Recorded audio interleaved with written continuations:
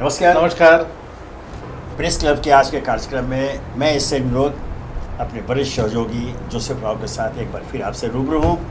आज की चर्चित खबरों पर चर्चा करने के लिए सोचा। आज सारे अखबारों में जो सुर्खियाँ बनी है, जो आकर्षण का केंद्र बन गई है, वो है राज्यसभा के चुनाव के लिए उम्मीदवारी को लेकर। विदर्भ से वैसे तो 3 उम्मीदवार, कांग्रेस से मुकुल वासनिक, राष्ट्रवादी कांग्रेस से प्रफुल्ल पटेल और भारतीय जनता पार्टी से अनिल बोंडे को उतारा है। लेकिन तीसरे कैंडिडेट के रूप में, इसको छठा कैंडिडेट, बीजेपी ने एक और उम्मीदवार उतारकर पूरे चुनाव को महाराष्ट्र में विशेष करके बहुत ही दिलचस्प बना दिया है। लेकिन इस सबों के बीच में जो सर्वाधिक चर्चित बिंदु यह है, महाराष्ट्र के हमारे पूर्व कृषि मंत्री अनिल बोंडे को भारतीय जनता पार्टी ने अपना उम्मीदवार है बनाया, जबकि इनके नाम की चर्चा कहीं नहीं थी और नामों का।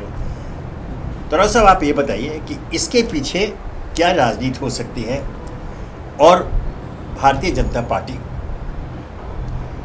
ने क्या सोचकर अनिल बोंडे को अपना उम्मीदवार बनाया? नहीं, जैसा विनोद जी आपने बताया बिल्कुल सही है कि भारतीय जनता पार्टी ने डॉक्टर अनिल बोंडे का नाम बहुत ही चुपचाप से न किसी को लीक करते हुए उन्होंने ये जाहिर किया है। हालांकि मीडिया में इसकी थोड़ी सी भनक आ गई थी, मगर ये उनका सरप्राइज चॉइस है डॉक्टर अनिल बोंडे। हालांकि अनिल बोंडे एक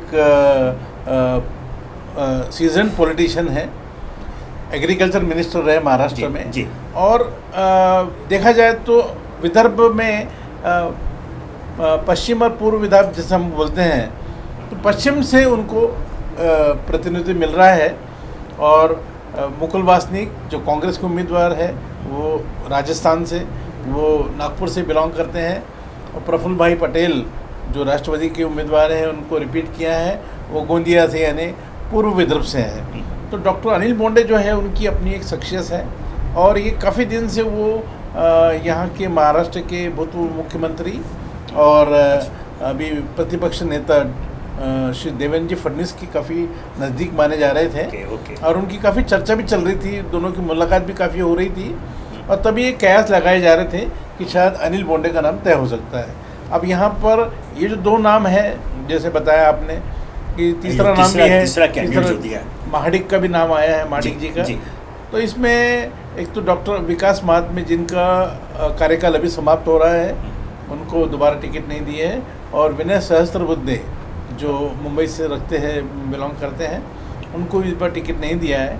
नए चेहरे की ज़रूरत थी और शायद पार्टी को ऐसा लगता है कि डॉक्टर अनिल बोंडे की अपनी एक इमेज है, वो एग्रेसिव नेता के रूप में जाने जाते हैं। थोड़ा बहुत कृषि का भी अच्छा ज्ञान है उनको और अगर बैलेंस करना है विदर्भ में महाराष्ट्र में, तो उन्होंने विदर्भ से चुना है और विदर्भ में भी पश्चिम विदर्भ से चुना है। नहीं, एक सवाल जो सबों के मन में उठता है आम लोगों के बीच में कि डॉक्टर अनिल बोंडे को उम्मीदवारी देकर उससे संगठन के स्तर पर भारतीय जनता पार्टी को क्या लाभ मिलेगा? देखिए, अभी क्या हो गया विनोद जी कि वैसे अनिल बोंडे पहले शिवसेना में थे जी, थोड़े दिन कांग्रेस में भी गए, फिर वापस अभी बीजेपी में है वो।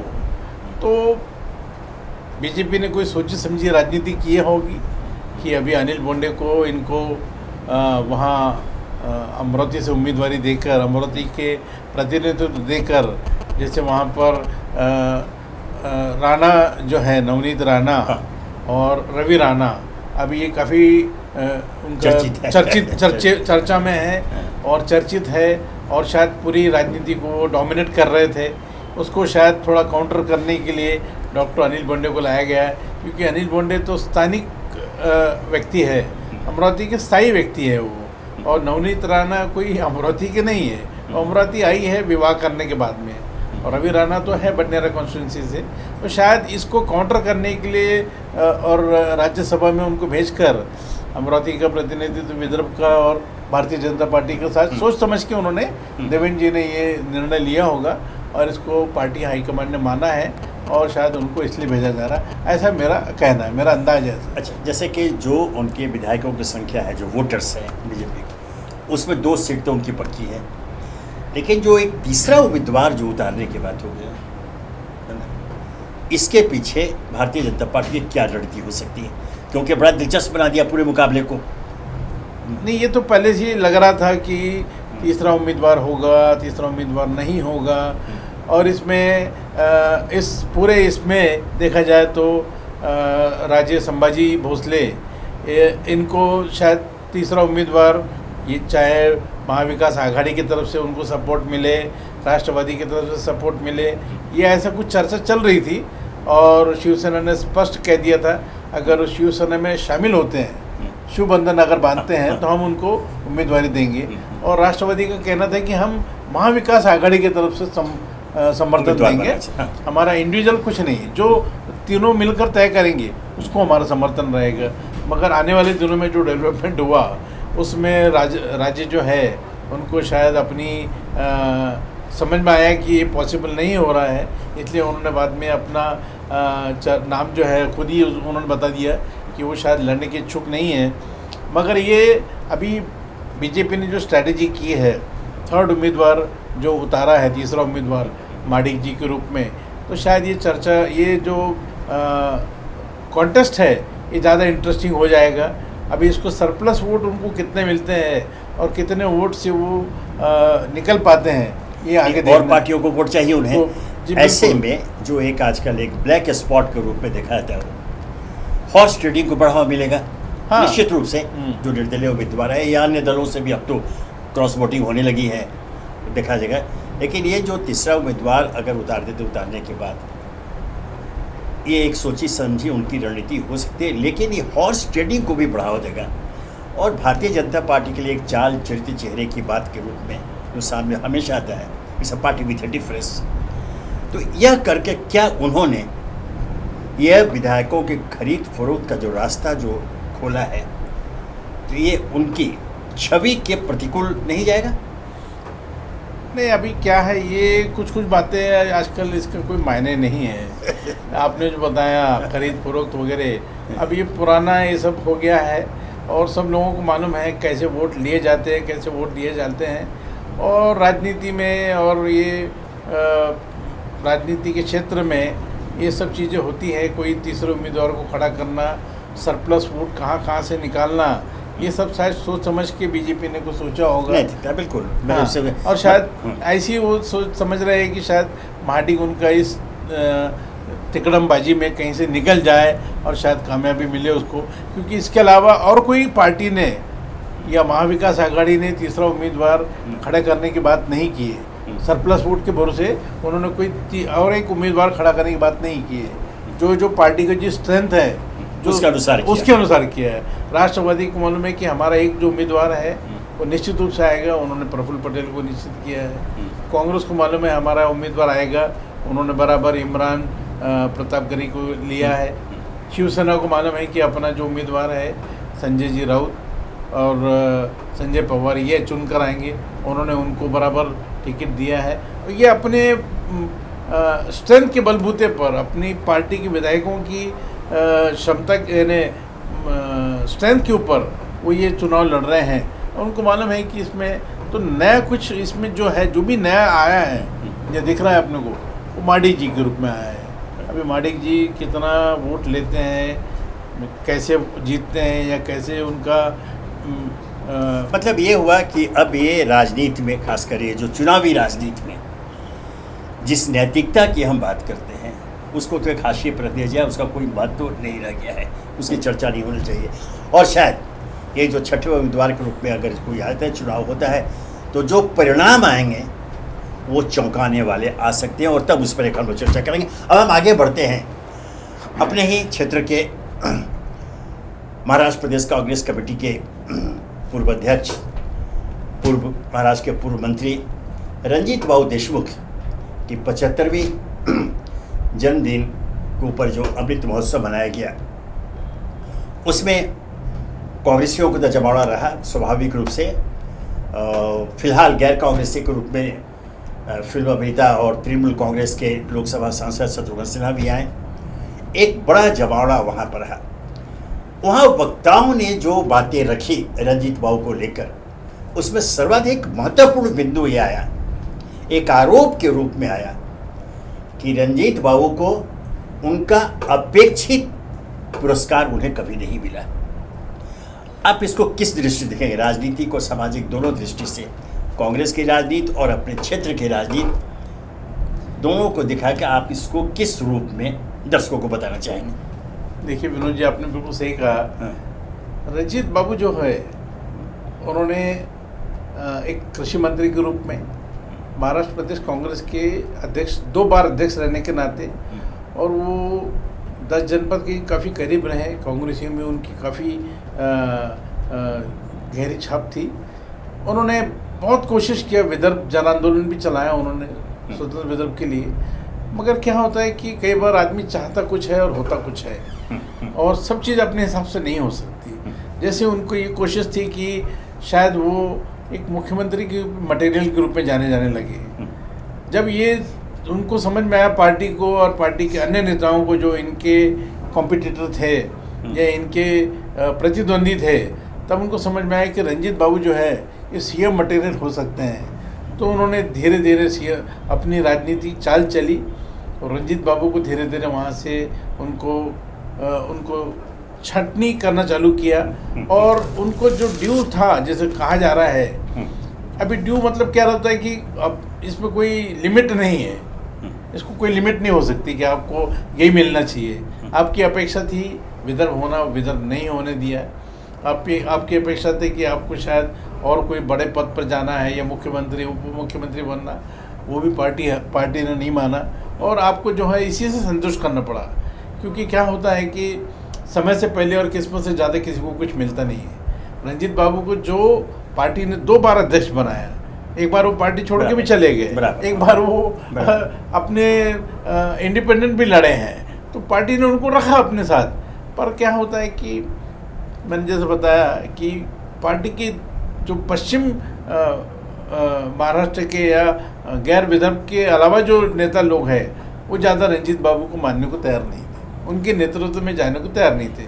हालांकि रंजीत बाबू का एक नेतृत्व बहुत अच्छा रहा, एमपीसीसी में उन्होंने अच्छा काम किया, एक एग्रीकल्चर मिनिस्टर, कृषि मंत्री के नाते भी उन्होंने काम अच्छा किया। मगर एक किस्मत भी कभी कभी साथ देती है राजनीति में, आपको सब चीज़ें आपके साथ में होना चाहिए, और ये नहीं हुआ। और कल जो है, कल का जो उनका 75वां जन्मदिन मनाया गया, हालांकि जन्मदिन तो पिछले इसमें ही हो गया था, मगर कोरोना काल में वो रह गया था, और कल बहुत अच्छा आयोजन किया गया। और जैसा आपने बताया कि सर्वपक्षीय लोग थे उसके अंदर, यानी पृथ्वीराज चौहान के साहब जो हमारे मुख्यमंत्री रहे हैं, उनकी अध्यक्षता में हुआ।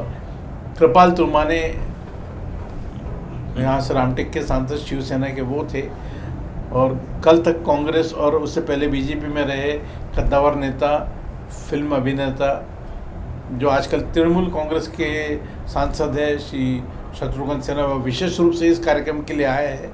और विदर्भ के सारे जो नेताओं के अलावा महाराष्ट्र प्रदेश कांग्रेस के अध्यक्ष बाला साहब थोरात रहे हैं, और हमारे नागपुर के पूर्व सांसद विलास मुत्तेमवार, मंत्रिमंडल, महाराष्ट्र मंत्रिमंडल के कुछ प्रतिष्ठित कैबिनेट मंत्री श्रीमती यशोमती ठाकुर और अन्य लोग भी थे। और ये बहुत अच्छा कल का आयोजन किया गया, और जैसा आपने बताया वैसे ही हुआ कि उनको मिला नहीं है जो उनकी अपेक्षा थी, या उनको जो डिजर्व करते थे, जो ड्यू रिस्पेक्ट है, जो ड्यू उनको मिलना चाहिए, तो मिला नहीं है। मगर इसमें ऐसा है कि ये तो राजनीति का भाग है, कोई सब लोग आपको चाहते, ऐसा नहीं है। ये हमारी गलतफहमी भी होती कभी कभी कि सब लोग मुझे चाहते हैं और मुझे अध्यक्ष बना दे या मुझे मुख्यमंत्री बना दे। बहुत सारे लोग आपके पीछे काम करते हैं और वही चाहते हैं कि आप ना बने। तो ना बनने वालों की संख्या ज़्यादा होने के कारण शायद उनका नुकसान हुआ, पर वो पॉपुलर रहे, काम अच्छा किया उन्होंने, और आज भी वो जन सेवा कर रहे हैं। उनके मेडिकल कॉलेज और हॉस्पिटल आज भी अच्छा काम कर रहे हैं, शिक्षण क्षेत्र में भी काम कर रहे हैं, उनकी शिक्षण संस्थाएं हैं, और मुझे पूरी उम्मीद है कि वो इसी तरह से अपना काम करते रहेंगे। अभी तो 75वां मनाया है, आने वाले दिनों में इसी तरह काम करेंगे और जो भी मिला है उससे वो अपने आप को संतुष्ट समझे। आगे किस्मत का भरोसा नहीं है, कभी भी किस्मत पलट सकती है, आपको इससे ज़्यादा और भी कोई मौका मिल सकता है। और राजनीतिक क्योंकि संभावनाओं का खेल उम्र है। का कोई बंधन नहीं है, राजनीति की कोई सीमा नहीं है। लेकिन इसी रंजीत देशमुख के बहाने थोड़ा हम विदर्भ में कांग्रेस की स्थिति की भी चर्चा कर लेते हैं। यह जो महा विकास आघाड़ी की सरकार चल रही है, ये सभी जानते हैं कि इसके शिल्पकार शरद पवार है, राष्ट्रवादी कांग्रेस के। और कांग्रेस ने भी कुछ समझौता करते हुए, और सबसे बड़ा समझौता तो शिवसेना ने किया। जो शिवसेना के जो सबसे बड़े आलोचक कांग्रेस और राष्ट्रवादी कांग्रेस थे, उनके साथ मिलकर के और अपने पुराने सहयोगी भारतीय जनता पार्टी को अलग करके शिवसेना ने उद्धव ठाकरे के नेतृत्व में वो मुख्यमंत्री बने, यहाँ पर सरकार आई। अब जो कांग्रेस की स्थिति जो यहाँ पर है, हम लोग जो सोचा था कि इस सरकार के बहाने और अपने कार्यों के बहाने कांग्रेस अपनी स्थिति यहाँ मजबूत करेगी, लेकिन हाल के दिनों में ये देखा गया उस संगठन के स्तर पर जिस प्रकार आपस में विवाद हुए हैं या क्या हुए, ऐसा कुछ लगता नहीं है कि कांग्रेस को कोई अतिरिक्त लाभ मिलने जा रहा है। देखिए, कांग्रेस की स्थिति जो है, एक समय ये सिटाडेल ऑफ कांग्रेस विदर्भा, हाँ, या बाली किला मराठी में जो बोलते हाँ, हैं, हाँ। विदर्भ कांग्रेस का जो है बाली किला रहा है। मगर ये वक्त के साथ ऐसा हुआ कि कुछ सीटें कम हो गई, कुछ लोग हार गए, कुछ लोगों ने अपनी पार्टी बदल दी, कुछ लोगों ने अपना पाला बदला, और ये कमज़ोर स्थिति होते रही है आज भी। मगर अभी इसमें जैसे विदर्भ के जो कैबिनेट में जो लोग हैं, श्री विजय वडेट्टीवार मंत्री जो है, श्री विजय वडेट्टीवार जी इधर से चंद्रपुर से हैं, सुनील बाबू केदार है जो सावनेर अपने कॉन्स्टिट्यूंसी से है, उधर से यशोमती जी ठाकुर है। ये लोग जो है, ये लोग काम कर रहे हैं और संगठन को अपनी तरह से मजबूत कर रहे हैं। मगर क्या होता है कि ये 5 साल अभी जो मिला है महाविकास आघाड़ी में, ये इतना समय उनका सदुपयोग हो रहा है, और इतना समय उन्हें सदुपयोग करना चाहिए पार्टी को मजबूत करने के लिए। क्योंकि आने वाले दिनों में ये फिर से पार्टी में सत्ता में आए, फिर से गठबंधन में आए, फिर से सरकार बनाए, ये कोई गारंटेड काम नहीं है। इसलिए ये जो 5 साल मिले हैं, जिसमें 2-2.5 अभी हो गए हैं, बचे हुए कार्यकाल में इन्होंने अपनी पार्टी को मजबूत करना चाहिए, कार्यकर्ताओं को जोड़ना चाहिए, और अगर ये करते रहे तो शायद आने वाले दिनों में इसका कुछ परिणाम हो सकता है। और जहाँ पॉसिबल हो सकता है, अभी जैसे नागपुर से प्रतिनिधि के रूप में नितिन जी राउत हैं, वो ऊर्जा मंत्री हैं, उनका भी काम अच्छा चल रहा है। वो भी अपने क्षेत्र को, अपने लोगों को, अपने कॉन्स्टिट्यूंसी के लोगों को, महाराष्ट्र के लोगों को मजबूत करने की कोशिश कर रहे हैं, जोड़ने की कोशिश कर रहे हैं। तो ये राजनीति का भाग है, ये तो समय समय बदलता रहता है। मगर ये 4-5 मंत्री जो है, ये काफ़ी कोशिश कर रहे हैं कि इसको हम मजबूत कर सकें पार्टी को। ये अच्छा होगा, आने वाले दिनों में ये लोग और मजबूत हो। और पश्चिम विदर्भ में थोड़ा एक ही वहाँ पर जो ये है, 2 लोग हैं वहाँ पर, जगताप जी थे, वो काफ़ी काम कर रहे थे, राहुल गांधी के भी काफ़ी नज़दीक रहे वो। अभी यशोमती जी काफ़ी अच्छा काम कर रही है जी। तो ये अभी आगे चल के आने वाले दिनों में 24 तक ये पार्टी को मजबूत करना अपने आप में बहुत ज़रूरी है, ताकि विधानसभा और लोकसभा में एक मजबूत स्थिति में आ सके। मैंने कहने का लबो-लबाब भैया है कि करीब करीब आधा कार्यकाल तो बीत गया। हाँ। जितना बचा हुआ है उसमें जिस गति से ये विकास कार्यक्रमों को आगे बढ़ा रहे हैं, अगर उस गति को और उस नीति को कायम रखा तो अगला जो चुनाव होगा, या यह कहें कि महाविकास आघाड़ी को अगर दोबारा जनता पसंद करेगी, तो विशुद्ध रूप से इनके कामों के आधार पर, जिसके लिए वर्तमान सरकार उद्धव ठाकरे के नेतृत्व में कार्यरत है। मेरे ख्याल से यही शायद आप कहेंगे। सही। अब एक बड़े राजनीति की बात है, हर मामले में ये देखा गया है कि देश में कहीं कुछ होता है, ये अपराध की भी घटनाएं अगर कुछ होती हैं तो उसमें तत्काल राजनीति को घुसेड़ दिया जाता है। यह बड़ी दुखद स्थिति है। अभी कल जो घटना हुई पंजाब में, प्रसिद्ध गायक सिद्धू की गोली मारकर हत्या कर दी गई। वो काफ़ी प्रसिद्ध थे, लोकप्रिय थे, कांग्रेस के नेता थे। कांग्रेस के नेता, उनकी हत्या कर दी गई। अब इसे तत्काल ये जोड़ा गया कि अभी पंजाब सरकार ने, जो भगवंत मान की सरकार ने एक निर्णय लिया, करीब करीब 450 लोगों की सुरक्षा हटाई। उन्होंने जो अनावश्यक जो वीवीआईपी सुरक्षा दी थी लोगों को हटाया। अब चूंकि उसके दूसरे दिन घटना हो गई, अब तत्काल आरोप ये लगने लगे कि उनकी सुरक्षा हटाई गई और उनकी हत्या हो गई, जबकि यह मात्र संयोग के रूप में हम कहते हैं, जब समझते हैं कोइंसिडेंट है। हाँ, लेकिन अब इस पर जितने आरोप प्रत्यारोप का जो दौर शुरू हुआ, उसमें राजनीति कस के यही कहा जा रहा है कि सुरक्षा हटाने से, इसको आप किस दृष्टि से देखते हैं?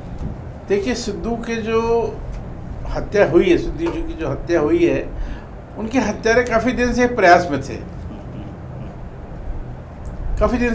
थे, और वो ये तलाश में थे कि कभी तो भी इसकी हत्या की हो सकती है, की जानी चाहिए। और जैसे उनको मालूम पड़ा कि इनकी सुरक्षा हटा ली गई है, वो लोग सक्रिय हो गए। उन्होंने बगैर कोई मौका गंवाए तुरंत ये काम कर दिया है और उनकी हत्या कर दी है। हालांकि ये पंजाब सरकार ने जो सिक्योरिटी देते हैं उसको रिव्यू करते हैं, वो एक उसका पैरामीटर रहता है। उन्होंने जो पैरामीटर में तय किया होगा कि शायद इसकी सुरक्षा इतनी ज़रूरत नहीं है, तो ये शायद उनका निर्णय गलत है या सही है कि आने वाले अकेले उनकी नहीं हटाएंगे ना। हाँ, बाकी 400 से अधिक लोगों को 400 लोगों से। मगर क्या है कि जो पोटेंशियल थ्रेट जो रहता है, अब वो उन्होंने कैसे उसको कौन सी कमेटी बनाई या कौन से मापदंड उसके अपनाए, मुझे मालूम नहीं है, हम लोगों को मालूम नहीं है। पर एक उसका पैरामीटर रहता है, उसको रिव्यू किया जाता है कि ये जो है, ये व्यक्ति अभी भी पोटेंशियल थ्रेट में है। अगर सिद्धू थ्रेट में नहीं थे तो फिर एकदम से दूसरे दिन कैसे हत्या होगी? और अब तो जो बातें सामने आ रही है, जो प्रमाण आ रहे हैं, ये पूरी हत्या की साजिश विदेश में रची गई। विदेश में रची, मालूम नहीं है कि साजिश रची जा रही है। हाँ। हमारी इंटेलिजेंस एजेंसी क्या कर रही है, हमारी पुलिस कर रही है, हमारी केंद्रीय साजिश एक दिन में तो नहीं रची जाएगी, एक दिन में नहीं रची जाती है। और जब विदेश में कनाडा से ये सारा कुछ हुआ, दिशा निर्देश हुआ, लोगों ने जिम्मेदारी ली भी, तो अब कहना कि हमारी जो गुप्तचर एजेंसियां हैं वो क्या कर रही थी, ये 24 घंटे के अंदर में तो नहीं हो सकता है। नहीं, निश्चित रूप से सवाल उठते हैं कि ये एक दिन की बात नहीं है। ये अगर जो हत्या की साजिश करता है उसको महीनों प्लानिंग करना पड़ता है, और 3 स्टेज रहते हैं, प्लानिंग, प्रिपरेशन और एग्जीक्यूशन। तो प्लानिंग किया है, फिर प्रिपरेशन किया है, उन्होंने उसका मूवमेंट, उसका पूरा ट्रेस किया है कि कितने बजे कहाँ मिलता है, कहाँ मिलेगा, कहाँ मारा जा सकता है, और बराबर उन्होंने पूरा एग्जीक्यूशन किया है। और निश्चित रूप से यानी अटेम्प्ट नहीं किया, उन्होंने सिर्फ हत्या ही की है पूरा। तो ये जो है, ये निश्चित रूप से ये आएगा। पंजाब पुलिस, इंटेलिजेंस और सेंट्रल एजेंसियाँ, SIT का गठन कर दिया है। ये सब आएगा सामने कि कैसे ये हुआ है। चलिए, तो आज के प्रेस क्लब में इसी चर्चा के साथ हम आज के इस एपिसोड को समाप्त करते हैं। कल हम फिर मिलेंगे ताज़ा सुर्खियों पर, अपने मित्र, अपने सहयोगी जोसेफ राव के विचारों के साथ प्रेस क्लब में। तब तक के लिए हमें आज्ञा दीजिए।